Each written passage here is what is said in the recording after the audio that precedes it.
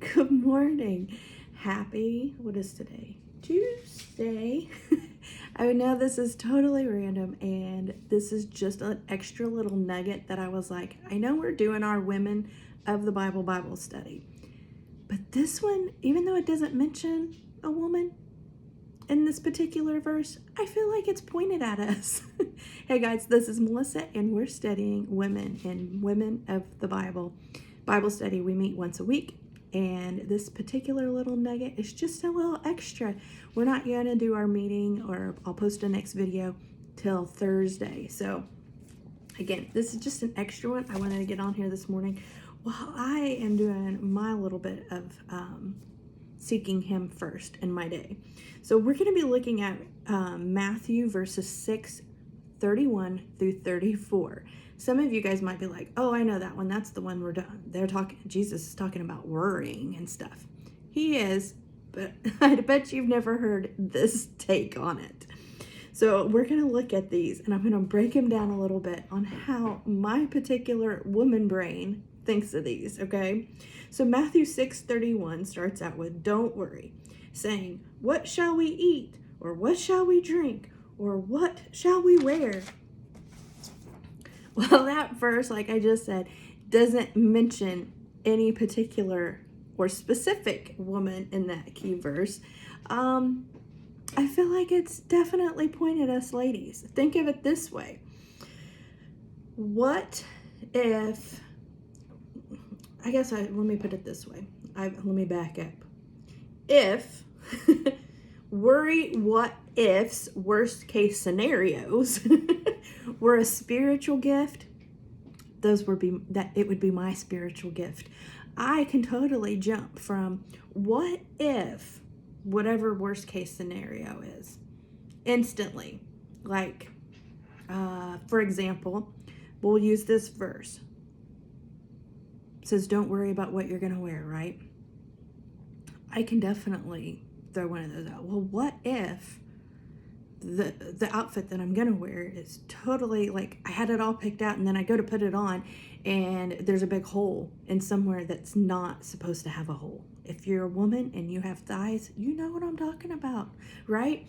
And you're like, oh no, now what am I gonna do? Instead of thinking, okay, I'll just get a new pair of pants or I'll just start over, but you're out of time. When I was going through counseling, my therapist looked at me and she goes, Melissa, I'm going to give you an exercise.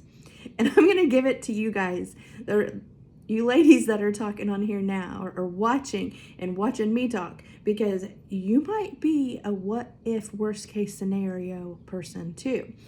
Here's what I'm going to ask you to do. And it has helped, and I still use this particular tool that she put in my toolbox years ago. She said, what's the worst case? And I'm like, bam, I got you. And she goes, what's the best case? And what's the best thing that could happen in this situation? And I just kind of looked at her like, I ain't got no clue. No idea. And she goes, I want you to take this situation. What's the best case? What's the best thing that could happen out of this situation? And I told her.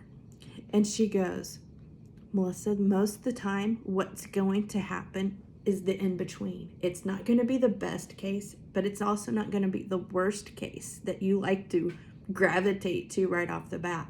It's that middle ground. That's the most likely thing that's going to happen. And when she told me that, I was just like, whoa. Okay, it kind of blew my mind a bit. So if it's blowing your mind right now, I kind of hope it is. Because once you start looking through situations that just come up in your life, it helps a ton, right? Not only that, during this whole season that I've had while I was going through therapy, there was just all kinds of stuff happening. And we'll get into that maybe in a different video on a different day. I'm just saying, during that particular time, if I had not surrendered all of that stuff to the feet of Jesus, I would not be here today doing these videos. Now, would I still be around? Maybe, but I wouldn't have the courage, the want, anything to want to help other ladies do this. So let's dig in a little bit farther in these these verses, okay?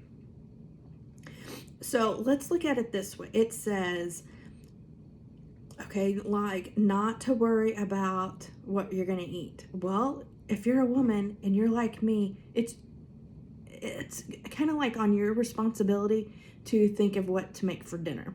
So that's one thing I usually worry about. And it's one of those like, oh, do we have that? Oh, I got to go get that stuff. I've got to go get my ingredients. I got to go do this. I got to go do that. All for one meal. Or I'll wake up and I'm like, oh, I have no idea. And then you're looking and you're worrying like for half the morning trying to figure out what you're going to have for dinner that night because you can't remember everything you've got in the refrigerator or in the pantry. Okay, so what to drink? God tells us not to worry about what we're going to drink, right? Well, we drink coffee in our house. So then I'm like, did I make the coffee last night? Oh no, what if we don't have coffee in the morning because we do cold brew? So it's one of those, I have to make sure that we've got it the night before, otherwise it won't be ready for in the morning. Okay, so yeah, like would we be okay? I don't know. Without coffee? I'm not sure yet. And then it says, don't worry about what you're gonna wear. So as a mom, some of you might get this. Did I wash my kid's basketball uniform? Did he really play that hard? But I feel like that's my responsibility to have his uniform ready for him the next day. But hang tight because we're going to dig in. We're going to unwrap that verse too here in just a second. So my also process is if I worry about it now, I will be less stressed to worry about it tomorrow. Right? So I don't know. Can I get an amen on that one? Is anyone else with me on that? Like if you worry about it now, you won't have to worry about it tomorrow. But there's a difference in that, okay? Let's move on. Matthew 6:32. Your heavenly Father already knows that you need them. Food, drink, clothes, okay? But seek first his kingdom. This is Matthew 6:33. But seek first his kingdom and righteousness, and all those things will be given to you as well. So that means it may not look like what you want, but God will provide leftovers. Okay? God will provide water or maybe the extra cash to go somewhere else to buy a coffee. Okay?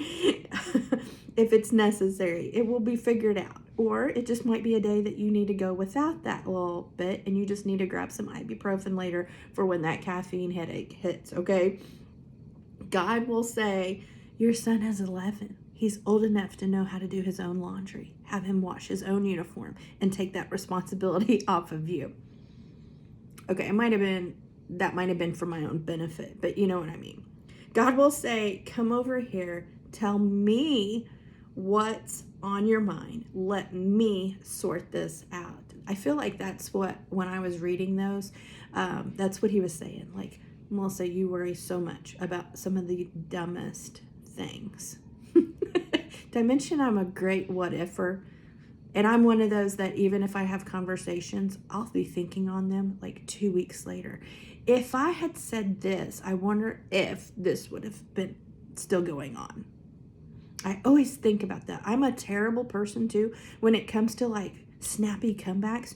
You would have thought since the time period in the 1900s that I grew up in that I would have a snappy comeback. But if you grew up in the same time period I did in those 1900s, the only comeback you can ever think of is your mom. Like that's like the first thing that comes back into our heads, right? That's it, right? That's it.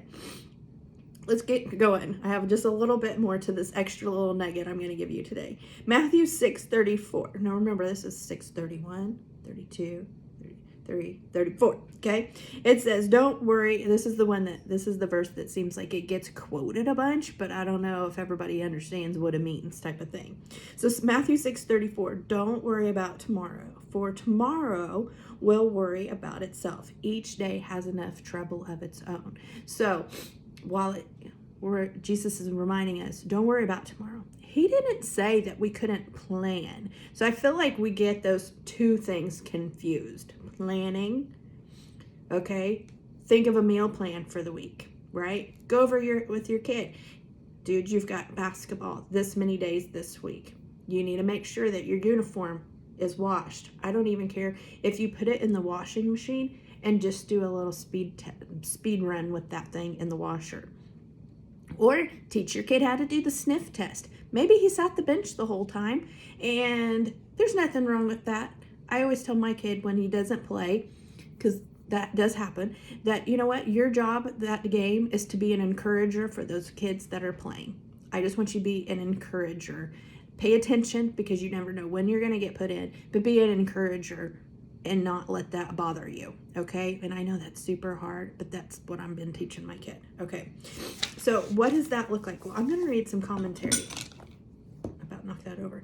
From my Bible, okay? And yeah, I'm going to take these off because I can see better right now. Okay, verse 633, the commentary from my Bible. Again, I love a good study Bible that has the commentary and has everything broke down. So if you don't already have one, maybe I can do it in my classes. Let me see. Okay, it says, to seek first his kingdom and righteousness means to put God first in your life. To fill your thoughts with his desires, to use his character as your life's pattern, to keep on implementing his kingdom values on earth. What is really important to you? People, objects, goals, and other desires will compete for your priority. Any of these can quickly become most important to you. If you don't actively choose to give God first place in every area of your life, in Jesus' kingdom, worrying about daily needs leaves us empty, but maintaining a good relationship with him and loving others gives us all these benefits as byproducts. Hey guys, if you're hearing that, if you can hear that, hopefully you can't, but you might. All the snow here in Indiana is melting, which means our sump pump is running in the basement. So that's what that little sound is. So the commentary, that was up for verse 33. 34 commentary says, time devoted to planning for tomorrow is time well spent. Time devoted to worrying about tomorrow is time wasted. So what's the difference on that? I feel like it's an action. If you're planning, that means you're doing something. You can write out like a little to-do list. Maybe it's just writing out your schedule for the week, so that way you're not like, oh yeah, I forgot all about that. It's like looking at your schedule so you don't forget. I'm a forgetter, so I have to write everything down, and I have to put it in my phone calendar. I have to double dose myself. Okay, so it says, when done well, planning helps alleviate worry. Worrying, by contrast, consumes us with anxiety and makes it difficult for us to trust God. Worriers let their obsession with plans and outcomes interfere with relationship with God. Don't let worries about tomorrow affect your relationship with God today. I love that. Like, we tend to put this type of time on the back burner, and sometimes you don't need, like, I feel like it's gotten into our heads at some point that we do this and we need to do it for hours on end. And I don't believe, in my opinion, that there is even a verse that says you should devote this many hours a day. I think that's crazy, right? But it says pray continuously. So maybe that's where in 1 Thessalonians. So maybe that's where that thought comes from. But you can be praying while you're doing the dishes. You can be praying while you drive the car.